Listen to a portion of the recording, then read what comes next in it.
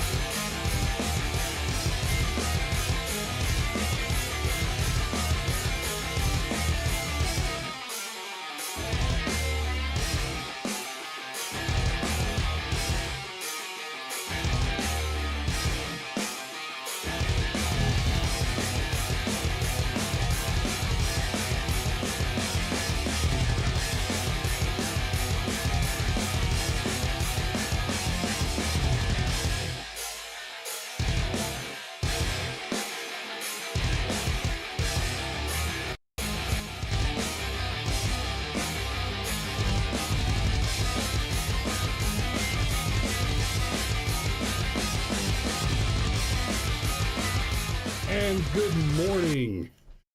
Good morning, guys. Okay. Let that monitor run in the background there instead of just being a blank thing. Let me know what y'all think about that. Aesthetically, is it too much? Is it too bright? I'm not sure. I want to spice up the backdrop a little bit, But here's where we're at.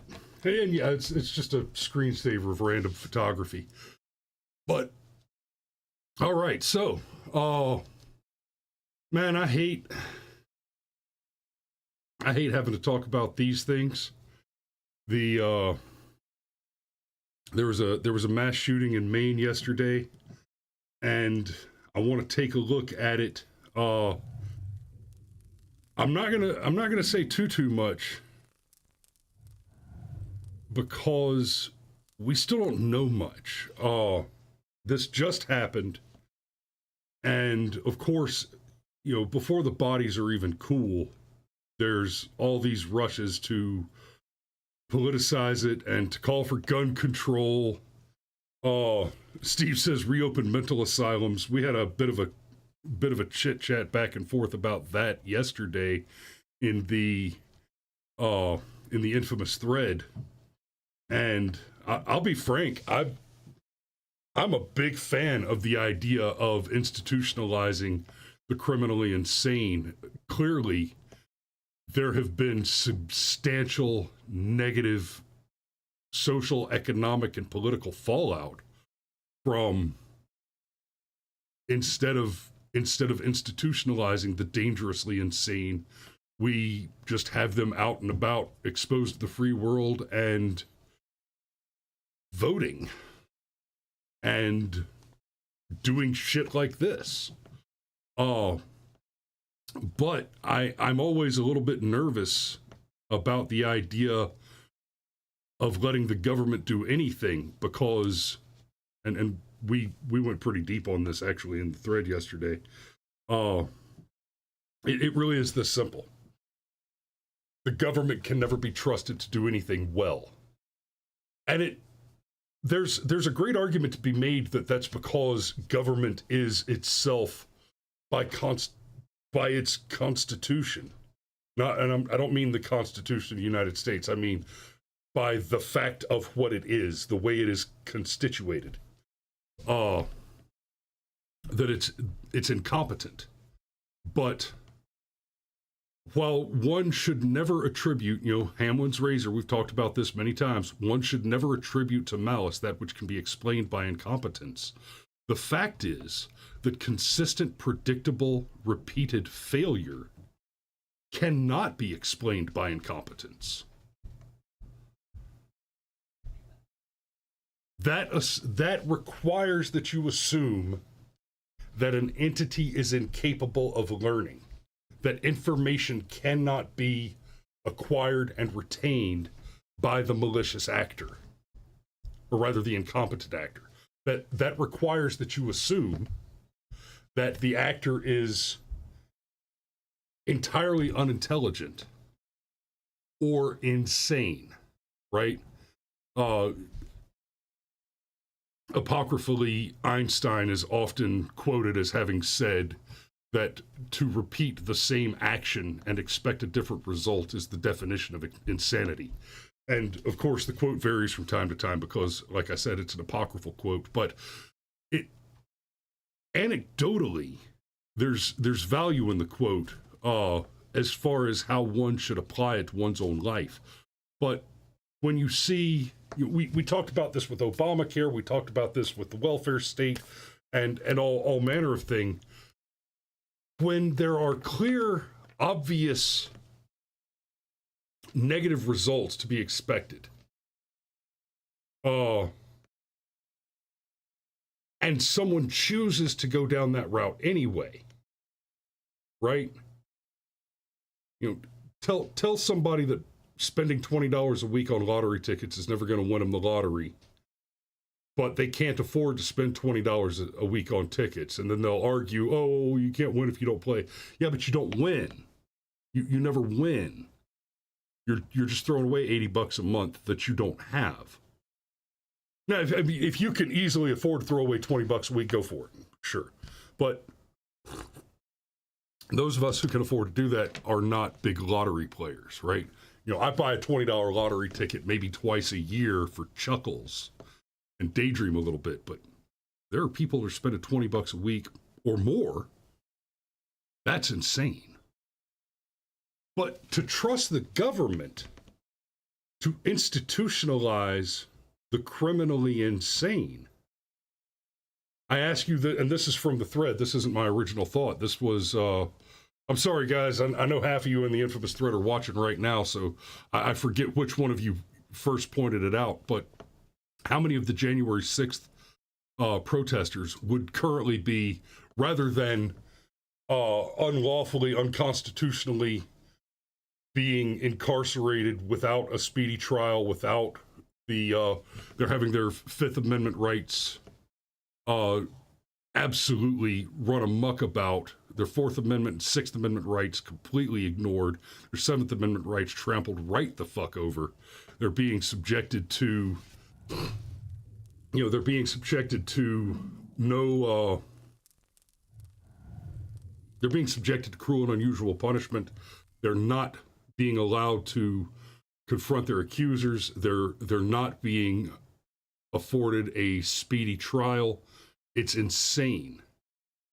Danny points out they're having their human rights violated. Correct. They're having their human rights violated. They're having their civil liberties violated, and the government is currently in violation of the protections afforded us by the Constitution. And I actually had a pretty long conversation with my kids last night about the difference between your natural rights and what the Constitution is, because the Constitution doesn't generate rights, doesn't create rights. It restricts the government from violating those rights. But that's a whole rabbit hole off of a topic that I've already rabbit holed off of. But you cannot trust the government to institutionalize the criminally insane. And that is a major, major problem.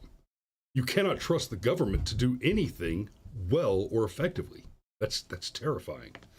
So, yes, Cameron, you're the one that mentioned the J6ers. Bitch. So let's talk about the shooting in Maine. Apparently, at least 16 people dead, sources say, as a person of interest is being sought in 2 shootings in Lewiston, Maine. At least 16. I got this take from CNN on purpose. I have every confidence that they're going to aggravate me and require some dissection. At least 16 people are dead and dozens are injured following 2 shootings Wednesday night at a bowling alley and a at a restaurant in Lewiston, Maine, sources say. And an intensive manhunt is underway for a person of interest. Now, I'm not sure about this.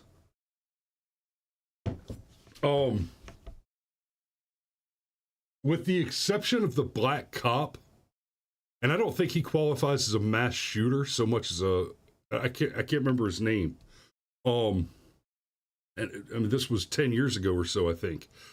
But with the exception of that one black cop that went on a killing spree, who, again, I don't think he qualified as a mass shooter so much as a serial killer. So he doesn't fall in the same category. I don't think we've had a mass shooter who made it to a second location, let alone evaded authorities after the mass shooting. They're almost always either self-resolved or resolved by the authorities on the scene. They either suicide themselves on the scene, they die in a blaze of glory, trying to fight the cops, and you never take me alive, you sons of bitches. And you're right, apparently. Or there have been a couple that were arrested. Most of them die. Most of them do not survive their engagement. Now this is a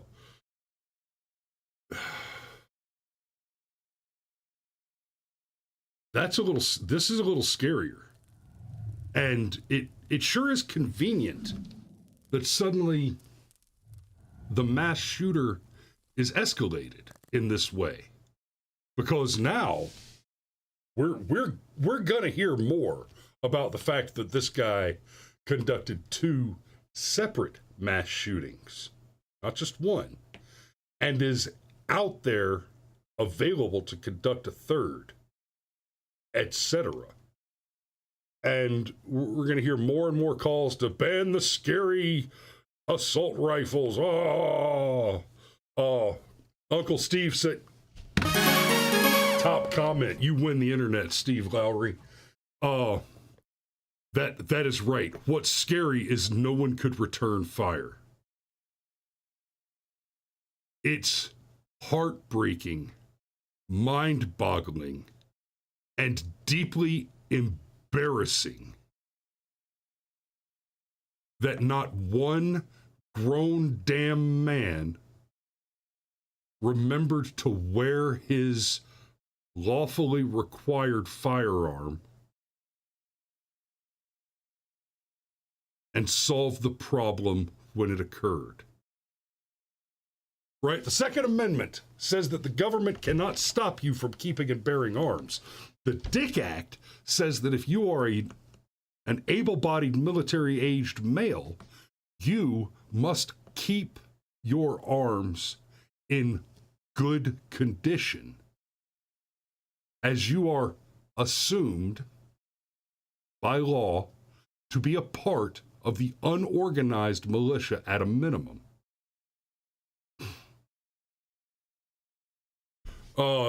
Danny asks, they were at a bar, what's the law about drinking and gunning in Maine? That's a good question. And I don't know how the law squares with drinking and gunning in Maine. Let me go ahead and put some points on how the law should read on drinking and gunning anywhere. And this is my opinion of how that should work. If you're a grown-ass man and you have made the responsible, intelligent choice to bear arms, concealed or otherwise, in public, and you want to have 1 or 2 beers with dinner, you want to have a drink, Okay. Personally, I don't. But honestly, that's got more to do with booze is expensive in restaurants and bars, so I don't drink in restaurants and bars generally. No, I will not advocate for people drinking. You know, this isn't me and Mario. This isn't me and Mario leaving Goodfellow to go and do some drinking. I'm not advocating for that at all. But at the barest minimum, a group that has a designated driver going into a bar, the designated driver should be allowed to be armed regardless of the condition of whether or not the bar serves alcohol. It is his responsibility as the DD to be the responsible person, which is to say he is chosen as a service to his fellow man to remain sober for the purpose of their transportation. And that assumption should include the purposes of their security. I don't think that's unreasonable at all. So, and again, I'm not commenting on what the law is in Maine, but rather what my opinion is that it should be. So I don't know on that. But even talking about the bowling alley, and so this says it was a bowling alley and then a restaurant. We've got two. Yeah, Uncle Steve says Overwatch, correct, right? You're the wheelman. If you're the wheelman, you've also got Overwatch. Xander points out Maine's red flag laws failed miserably, and that's true. That's true everywhere. Anywhere that red flag laws exist, they do and will fail miserably. Red flag laws, like most laws, only serve to protect criminals from law-abiding citizens. Cameron says, I don't lose the right to self-defense just because I'm intoxicated. Agreed. If I am negligent or malicious while I'm intoxicated, that's already illegal. Correct. I'm not going to go down that rabbit hole any further. I agree with you entirely on that. So, for the rest of the story on the main shooter, I don't know enough. I don't know enough more to comment on the story any further. I want to learn more about it before we have more conversation on that. And Cameron, brother, I'd love to get you back in the studio as soon as possible. I know shit's been crazy lately. You're busy as a squirrel trying to shit a pineapple. And actually, if you're free, give me a call right after the show, Cameron, and let's. I know. I'm kind of putting you on the spot, but give me a call right after the show and let's talk about trying to set up a tech call this weekend, so that we can get you back on the show as soon as possible. Now, that said, the last 10 minutes, at least, we're going to do some DGUs. This one looks short. I don't want a short DGU. I wanted a good DGU. Livermore gun store owner shoots, kills. Ooh, liking where this is going. Robbery suspect armed with hammer. Okay, okay. Hey, it's the month of Halloween. We had a Friday the 13th in the October. Halloween is next week, and this is our third serial killer, movie monster themed attacking with yard tools bad guy. Oh, and he was even wearing a mask. He basically is a horror movie killer. Livermore gun store owner shoots, kills robbery suspect armed with hammer. I want to really drive that in. Livermore gun store owner. There was a video years ago that went around the internet. I know. There was a video years ago that went around the internet that I have watched over and over again. And I mean years ago. I think I was still in the Army when this shit happened. I think it was two guys walked into a gun store with weapons drawn to try and rob the store. a gun store. And there's like 12 dudes in there, just the customers. And every one of them instantaneously drew and just put these boys down. There was no hesitation. I mean, they come through the door, give me all your money, bam! It's over. Guys, we often on this show, we say, hey, if you don't want to get dead doing crime, don't do crime, right? Don't break into somebody's house in the middle of the night, and you're not going to get shot breaking into somebody's house in the middle of the night. Don't go rob liquor stores, and you're not going to get your teeth caved in by Uncle Irving behind the counter with a shotgun, all you, right? It's, dude tried to rob a gun store, and I mean, tried to rob a gun store with a hammer. Talk about bringing a knife to a gunfight. A man who reportedly tried to rob a Livermore gun store while armed with a hammer was shot and killed by the shop's owner Sunday afternoon. He tried to rob a gun store with a hammer. This is just another reason that we should be locking up crazy people. Right? Shit. But here's the problem. Here's the problem with the idea of locking up crazy people. Like I was saying a minute ago, the government fucks up everything. And once you start saying we need to lock up all the crazy people, what's to keep us from arguing that, hey, people who can't read, they're crazy to have not taken advantage of the public education system and at least learned their basic reading, writing, arithmetics, right? You know, that's a slippery edge to walk on. I'm not a slippery slope. It's a sharp edge to walk on. You risk falling off on either side, but you're going to get cut no matter which way you go. At about 2:30 p.m., Livermore police officers were called to East Bay Firearms on 1st Street, where they found a 28-year-old Redwood City man who had been shot at least one time and soon died at the scene. That, my friends, is a DRT. Dead right there. Dad points out that Hitler locked up crazy people. Yeah, Hitler was also deeply obsessive about personal hygiene and cleanliness generally, which, like, personal hygiene is important. I mean, don't get it twisted. Scrub your grill, right? It's called Speed Stick. It's not expensive. And if you know, you know. But that's a DRT, baby. And that's interesting. At about 2:30 p.m., so this guy tried to rob a gun store with a hammer in broad daylight, wearing a mask and hooded sweatshirt and gloves when he allegedly attempted to rob the gun store by taking a firearm while armed with a hammer, police said in a news release Monday.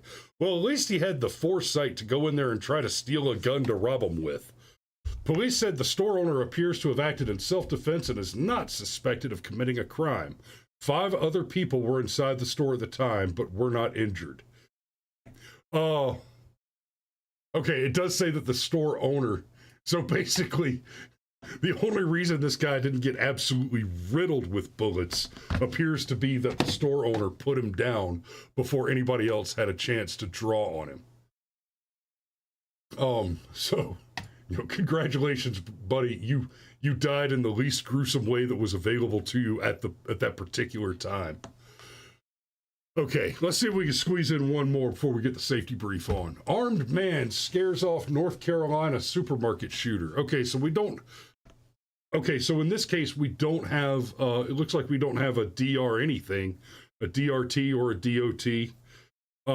But I can already guess from that headline that we're not going to send this guy back to the range either.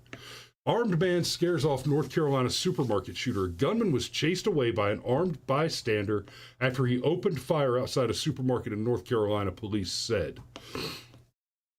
Okay, I kind of want to have a conversation about this.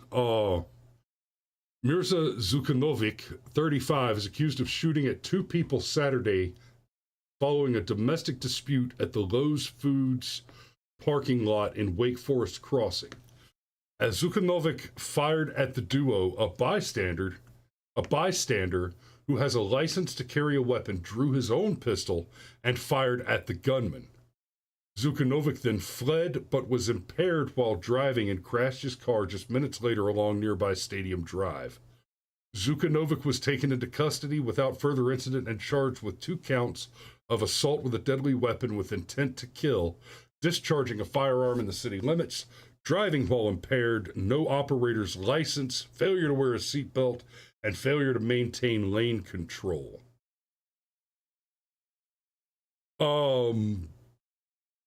Damn, Cameron, get here, man. I got a seat ready for you.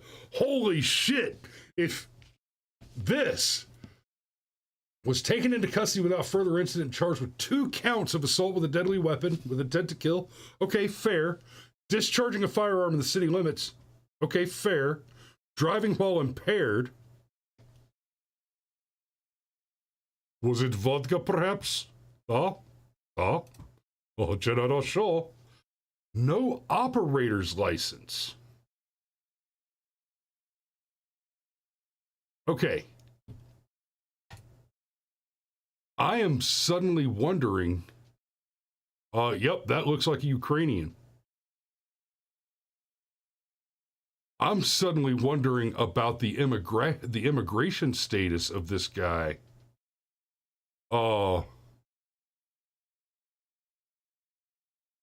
Because the no operator's license. You're talking about a white guy in the U.S. without a driver's license. 35-year-old white man in the U.S. without a driver's license, with a last name like Zukanovic. In the current geopolitical climate, I bet you pennies to pesos this is an illegal immigrant. That's oh,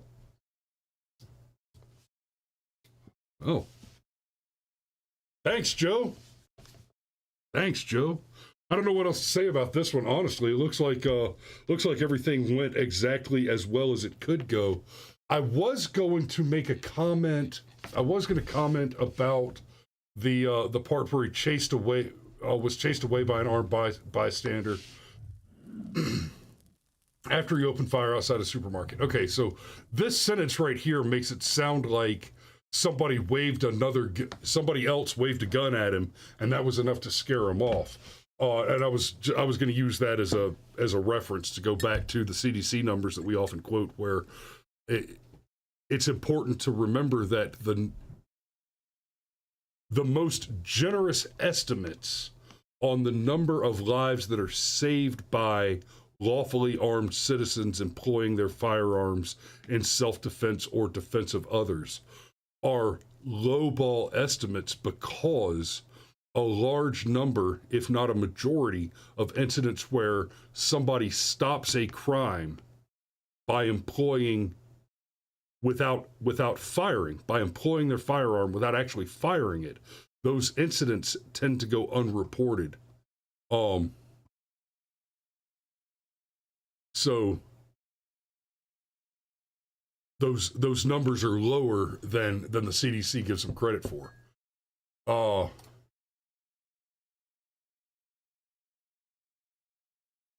So, all right, that is all the time I've got for you this morning. I'm gonna have to go ahead and wrap this up.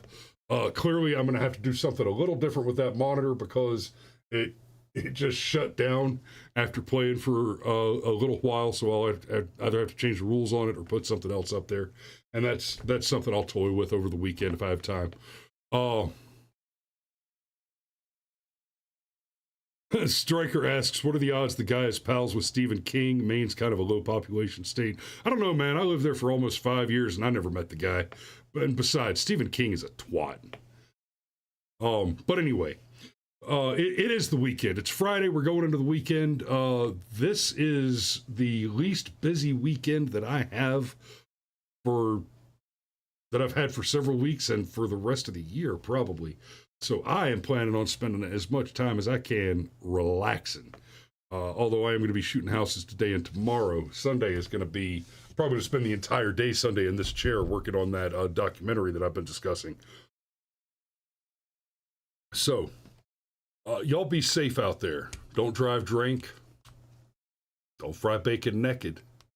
And for God's sake, don't talk to the cops.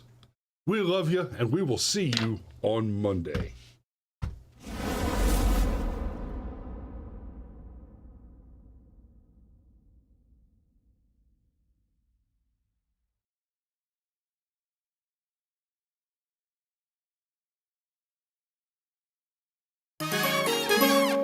Let me turn that off. I gotta deal with this comment from Stryker real quick before I sign all the way off. Stryker says, "Well, these shooters never off the twats." Let me, that just an observation. So, as far as that observation goes,